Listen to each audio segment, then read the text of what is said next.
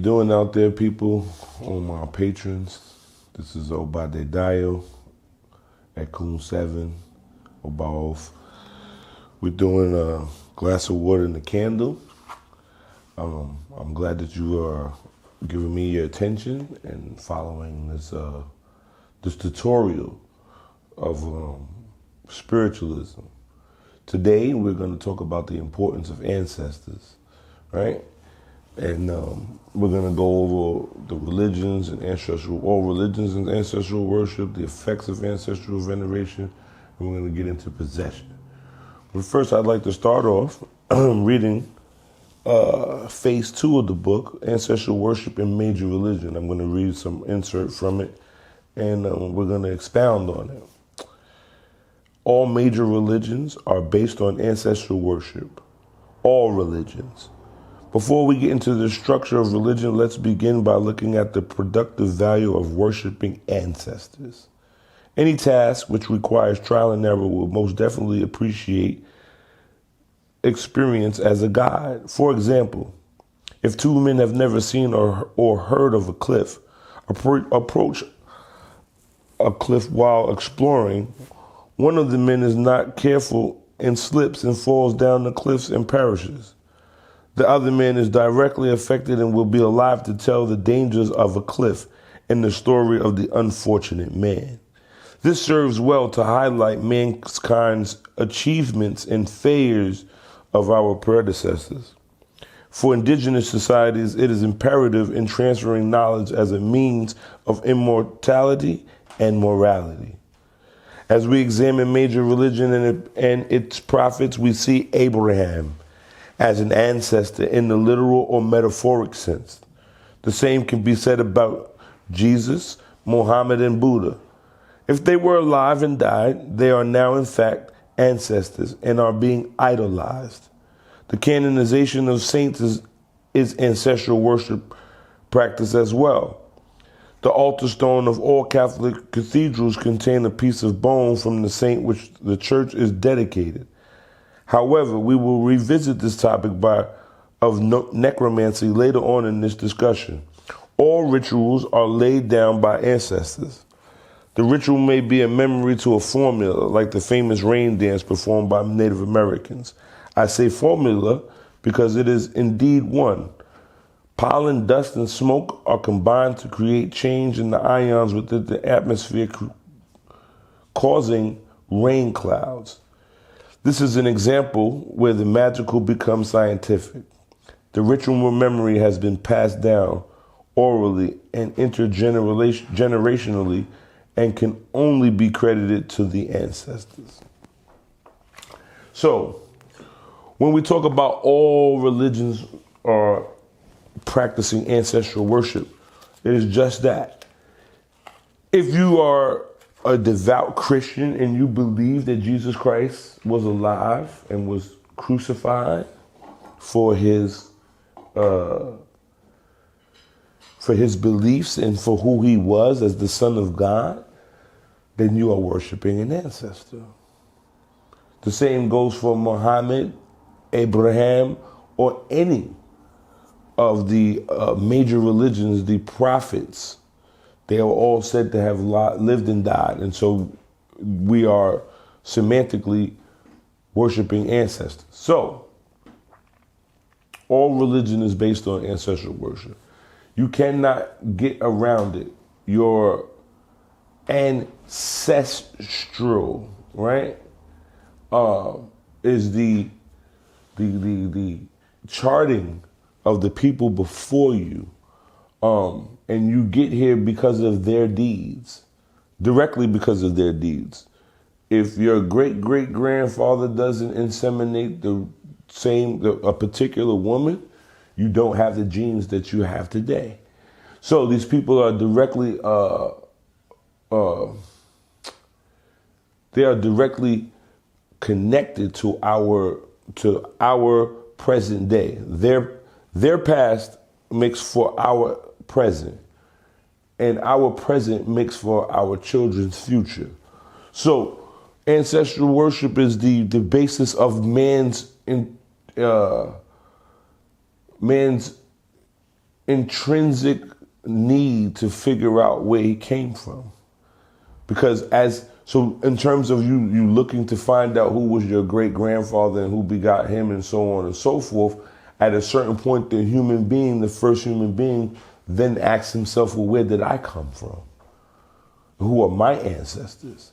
And who are their ancestors? And so this is the internal search for God that man, as the creature who thinks about things outside of food, clothing, and shelter, we are civilized and we want to know where we came from.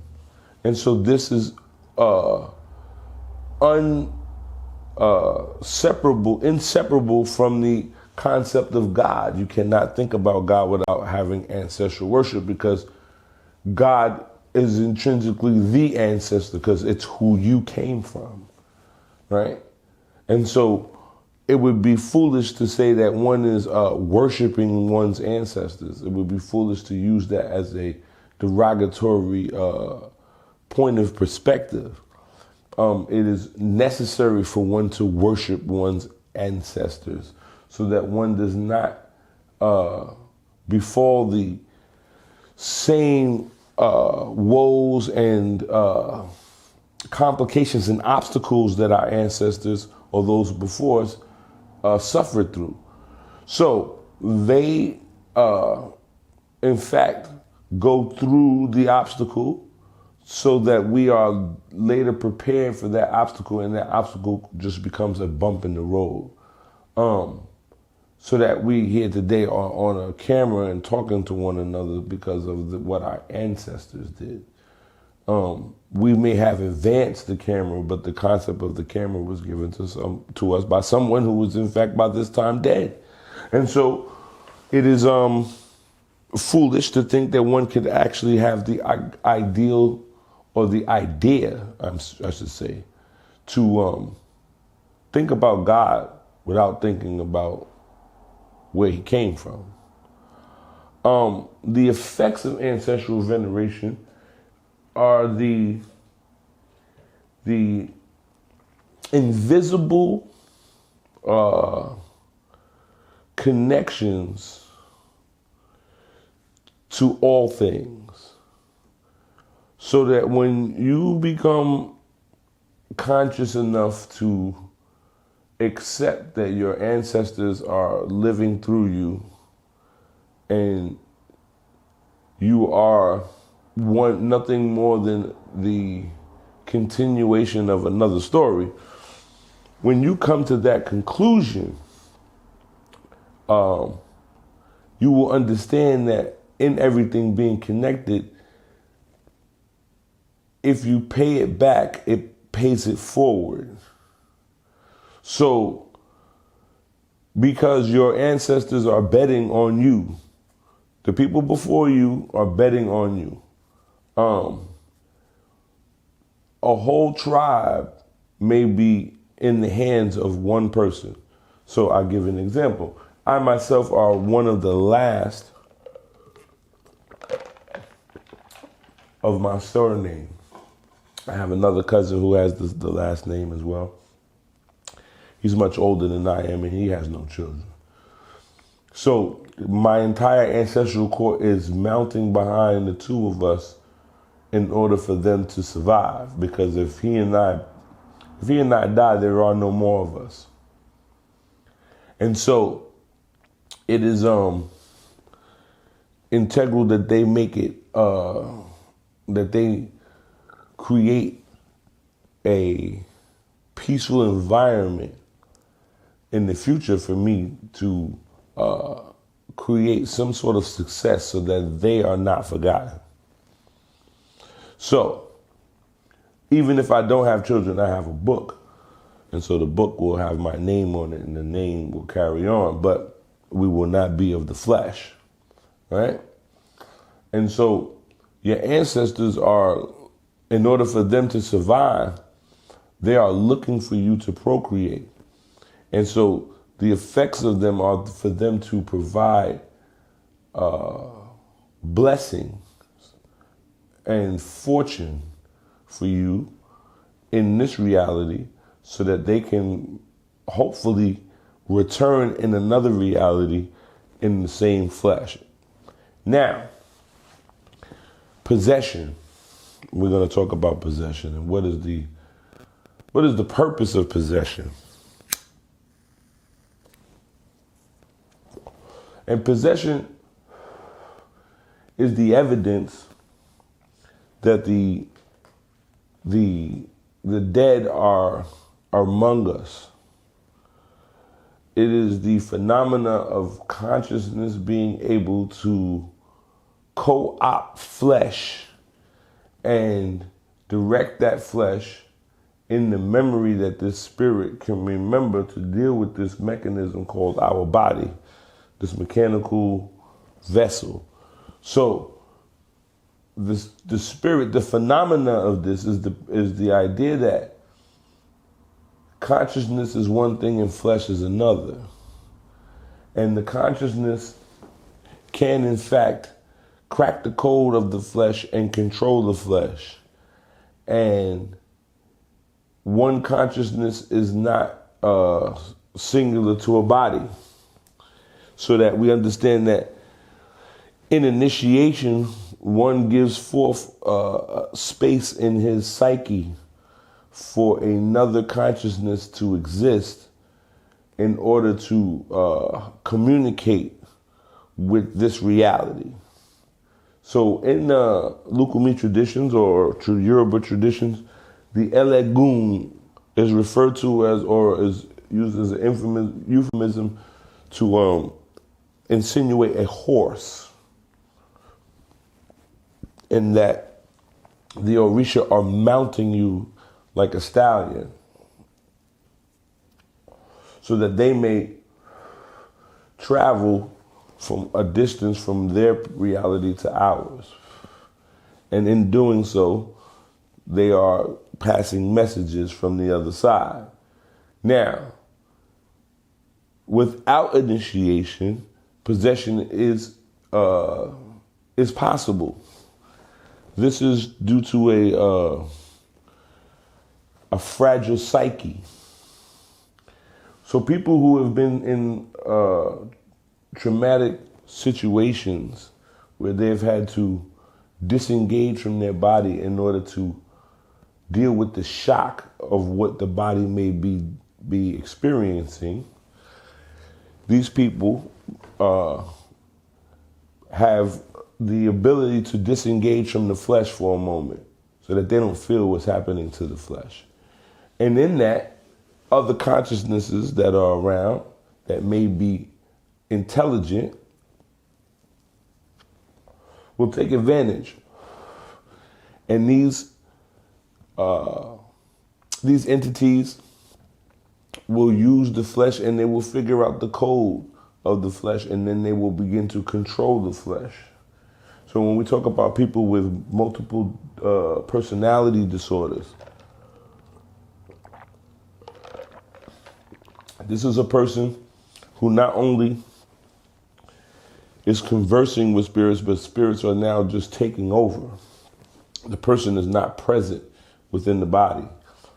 They may be a layer or two away from the actual flesh, close enough to like a moon in orbit. And so they necessarily will give off